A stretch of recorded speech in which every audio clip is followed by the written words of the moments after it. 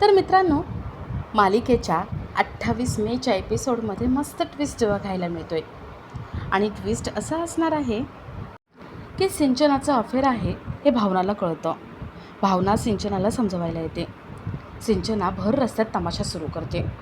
ती भावनाला म्हणते, मला समजवण्याऐवजी ना तुझ्या भावाला समजव. तो बाहेर काय करतोय ना हे आधी बघ आणि नंतर मला समजवायला ये. भावना म्हणते, सिंचना जरा हळू बोल आणि रस्त्यात तमाशा करू नको. सिंचना म्हणते, काय रस्त्यात तमाशा? अगं भावना, जेव्हापासून उमेदवारी मिळाली ना तेव्हापासून जास्त हवेत उडतेस तू. आणि तुला तर अख्ख्या जगाची काळजी आहे ना, या सगळ्या तुझ्या भावाची, तू या सगळ्या लोकांची काळजी आहे. म्हणून मला प्रश्न विचारण्याऐवजी जा तुझ्या भावाला प्रश्न विचार. भावना तिला शांत बसायला सांगते.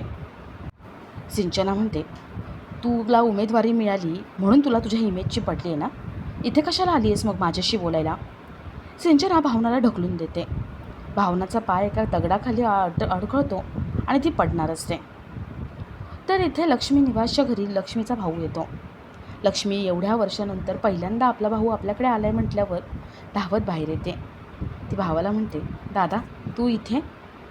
लक्ष्मीचा भाऊ म्हणतो, तुझी मुलगी माझ्या मुलाला अजूनही नादी लावते. माझा मुलगा अजूनही तिच्यामध्ये अडकला आहे. त्यामुळे तुला मी सक्त ताकीद द्यायला आलो आहे. हे धंदे बंद कर. आणि हो, अजून एक गोष्ट, तुमचा जो संसार आहे ना, भाड्याचा संसार, तो फेक आहे आणि हे सगळ्यांसमोर मी आणणारच. त्याशिवाय मी आता गप्प बसणार नाही. भावाच्या बोलण्यामुळे लक्ष्मी निवास हे दोघंही हर्ट झालेले असतात.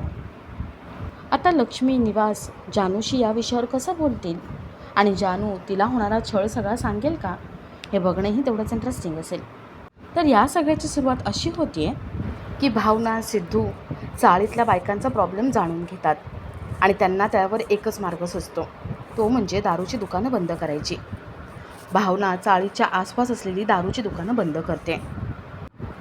भावना सिद्धू यांच्यावर सगळे दुकानदार भडकलेले असतात.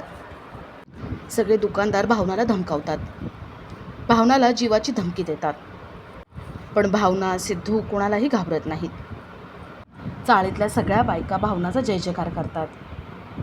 तर इथे घरी जानू आणि विश्वा घरकाम करत असतात. घरातली सगळी कामं आवरत असतात. जयंत घराबाहेर असतो, ऑफिसमधली कामं उरकत असतो. पण त्याचसोबत जानू आणि ती बाई काय बोलत आहेत यांच्यावर वॉचही ठेवत असतो. जानू स्वतःहून त्या बाईशी काहीच बोलत नाही आहे याची खात्री तो करून घेतो. तर इथे भावना सिद्धू चाळीतल्या बायकांची मदत करून खुश असतात. ते दोघंही आईस्क्रीम खात असतात.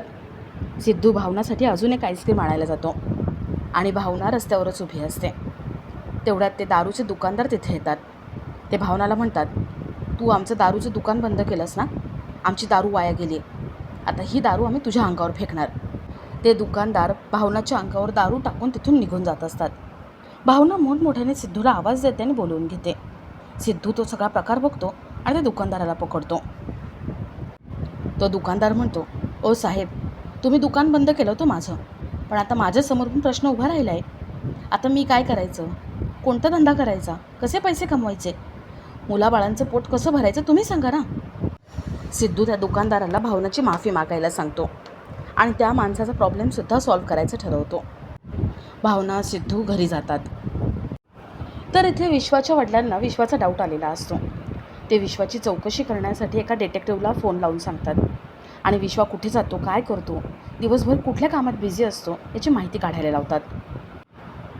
डिटेक्टिव्हचा विश्वाच्या वडिलांना फोन येतो आणि तो डिटेक्टिव्ह सांगतो की विश्वा एका मुलीच्या प्रेमात आहे, कॉलेजपासून तिच्या प्रेमात आहे. विश्वाचे वडील तिचं पूर्ण नाव विचारतात. तो माणूस जानूचं नाव सांगतो. जानू श्रीनिवास लक्ष्मी यांची मुलगी आहे हे कळतं आणि विश्वाच्या वडिलांना वाटतं की एकदा जाऊन लक्ष्मीशी बोलावं. तर दुसऱ्या दिवशी व्यंकी आपला माल पोचवायला आलेला असतो. तो मालाची डिलिव्हरी देतो आणि संतोषाच्या मागावरच असतो. संतोष व्यंकीचा बदला घेण्यासाठी त्या खाण्याच्या पदार्थावर कलर मारून टाकतो आणि तिथून निघून जातो. तर इथे विश्वा कामवाली बाई बनून जयंतच्या घरी येतो. तो दिवसभर तिथे काम करतो, जयंतवर लक्ष ठेवतो आणि जानूला सुरक्षित कसं ठेवता येईल याचा विचार करत असतो. तर इथे भावना आपल्या कार्यकर्त्यांना सगळ्यांना बोलवून घेते आणि दिवसभराची काय काय कामं करायची आहेत, लोकांची मदत कशी करायची हे समजावून सांगते. भावनाचं काम बघून सगळेच इम्प्रेस झालेले असतात. भावना लोकांसाठी खूप छान काम करत असते. तर इथे जयंत थोड्या वेळाने ऑफिसला येतो. जयंतला विश्वाच्या वडिलांचा फोन येतो आणि ते सांगतात की विश्वा घरी नाही आहे. तो कुठे जातो, काय करतो आम्हाला नाही माहिती. जयंत म्हणतो, तुम्ही नका काळजी करू, मी बघतो. जयंत फोन ठेवतो आणि ऑफिसमध्ये विश्वा किती दिवसापासून येत नाही याची चौकशी करतो. जयंतला सारखं वाटतं की विश्वा आपल्या घरी तर नसेल ना, तू जानूसोबत तर नसेल ना. जयंत घरचं CCTV फुटेज चेक करतो आणि त्याला ती कामवाली बाई काम करताना आणि जानू मस्त आराम करताना दिसते. विश्वा काम करता करता घरामध्ये जयंतने कुठे कुठे कॅमेरे लावलेत हे सगळं तपासून घेतो आणि तिकडचे सगळे कॅमेरे तोडून टाकायचं ठरवतो. थोड्या वेळाने जानू विश्वा स्वयंपाक करत असतात आणि विश्वा जानूला हळू आवाजात सांगतो की टेडी बेअरमध्ये त्याने कॅमेरा लावला आहे, तो टेडी बेअर इथे घेऊन ये. जानू म्हणते, विश्वा अरे असे टेडी बेअर घरभर आहेत, लवकरात लवकर ते टेडी बेअर आपल्याला तोडून टाकायला हवे किंवा पाण्यात टाकायला हवे. विश्वा म्हणतो, हो हो आपण तसंच करू, आता मी सांगतो तसं कर.